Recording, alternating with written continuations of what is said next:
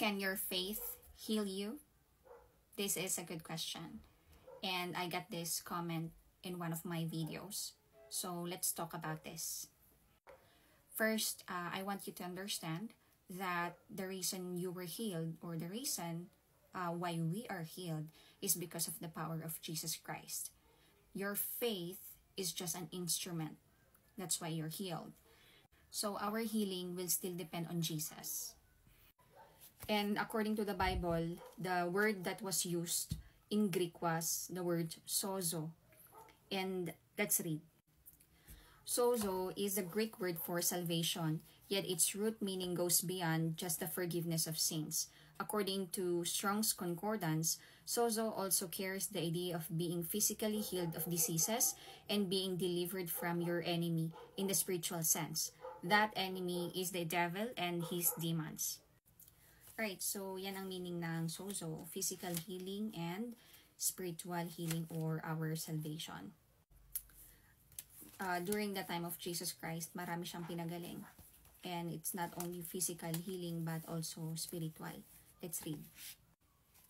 According to Matthew 20:22, just then a woman who had suffered for 12 years with constant bleeding came up behind him. She touched the fringe of his robe, for she thought, if I can just touch his robe, I will be healed. Jesus turned around, and when he saw her, he said, "Daughter, be encouraged. Your faith has made you well." And the woman was healed at that moment. Sabi ni Jesus, your faith has made you well. Ginamit niya dun yung word na sozo. So, he is also referring to the spiritual salvation of that woman who was bleeding for 12 years. So, hindi lang niya pinagaling yung physical body nung babae, but he also healed her spiritually. Next naman is yung John 5:6-8. When Jesus saw him and knew he had been ill for a long time, he asked him, "Would you like to get well?" "I can't, sir," the sick man said, "for I have no one to put me into the pool when the water bubbles up. Someone else always gets there ahead of me." Jesus told him, "Stand up, pick up your mat, and walk." Instantly, the man was healed. So, evidently in this verse, walang faith itong disabled man for 38 years kay Jesus. Kasi tinanong siya ni Jesus, "Do you wanna be healed?" Sabi niya, "I can't." Kasi wala daw magdadala sa kanya sa pool. So, wala siyang faith kay Jesus. Pero, because of the mercy of Jesus Christ, pinagaling niya tong disabled man na to. Sabi niya, di ba? Get up, take up your bed, and walk. Ito yung times nung Sabbath day. Bakit sa part na to, pinagaling niya yung disabled man kahit walang faith sa kanya?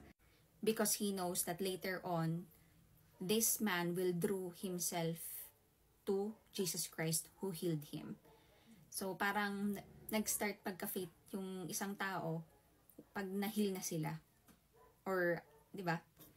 Pag may nakita silang miracle na ginawa ni God. Another is John 9:6. "We must quickly carry out the tasks assigned us by the one who sent us. The night is coming and then no one can work. But while I'm here in the world, I am the light of the world." Then he spit on the ground, made mud with the saliva, and spread the mud over the blind man's eyes. He told him, "Go wash yourself in the pool of Siloam." So the man went and washed and came back seeing. This blind man has been blind since birth. So, imposible, di ba? Na makakita siya. Pero, because, again, of the mercy of Jesus Christ, and gusto niyang makita ng mga tao yung miracles niya, he healed this man. Tumura siya sa lupa, and ginawa niyang putek yung gamit yung saliva, and then nilagay niya sa mata nung man para makakita siya. So, go wash in the pool of Siloam. Then, after that, nung winash niya na yung mata niya sa pool of Siloam, nakakita siya. And nagtaka actually yung mga tao sa paligid niya. Paano siya nakakita? Alam nilang blind siya since he was born. We can say that Jesus heals not only through our faith, but because of His will and His mercy. Depende pa rin kasi talaga sa plano ni Lord.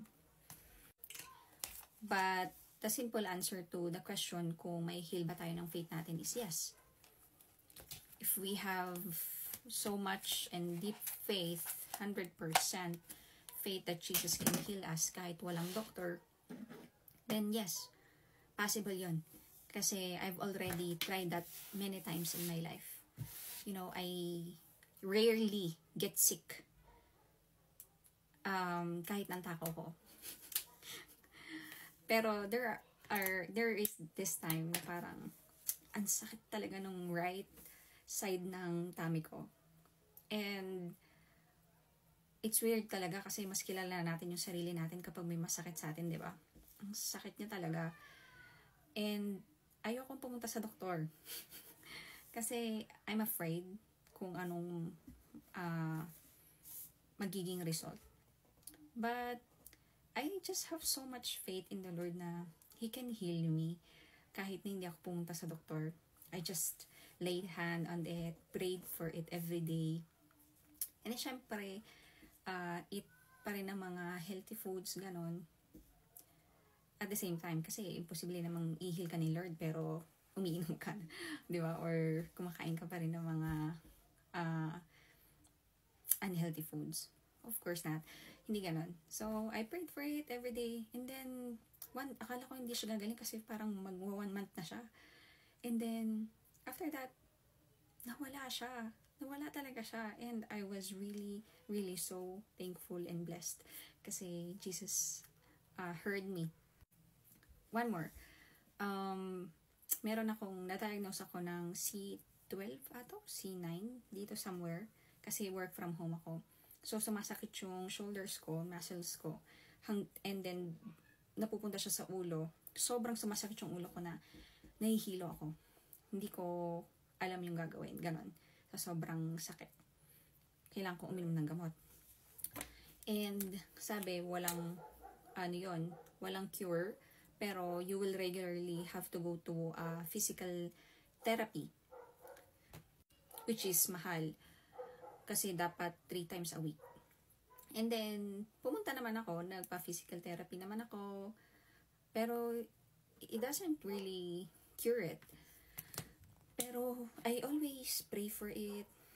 And then, I do stretching. And then, talagang pinagpipray ko talaga siya na mawala. And then, one day, wala nang masakit. Kasi hindi na sumasakit or tumitigas yung muscles ko dito. Hindi na rin sumasakit yung ulo ko. So, praise God. And also, another way na i-heal tayo ni Lord is that He is gonna meet our faith. Ibig sabihin, kung ano yung faith natin, doon niya tayo sasalubungin. For example, may maniniwala lang ako na gagaling ako through a doctor, then He will send someone or a doctor that will cure us para maniwala tayo or magka-faith tayo kay Jesus. So, He can meet our faith. Kumbaga, siya na yung mag-a-adjust para sa atin. Pero, for example, may cancer ka, wala ka ng cure, stage 4 ka na, tingin mo, at sinabi ng doktor na meron ka na lang 3 months to live. Di ba wala ng pag-asa? That's when Jesus comes in. Pwede kanyang pagalingin. And dun mo lang masasabi na it was Jesus who healed you.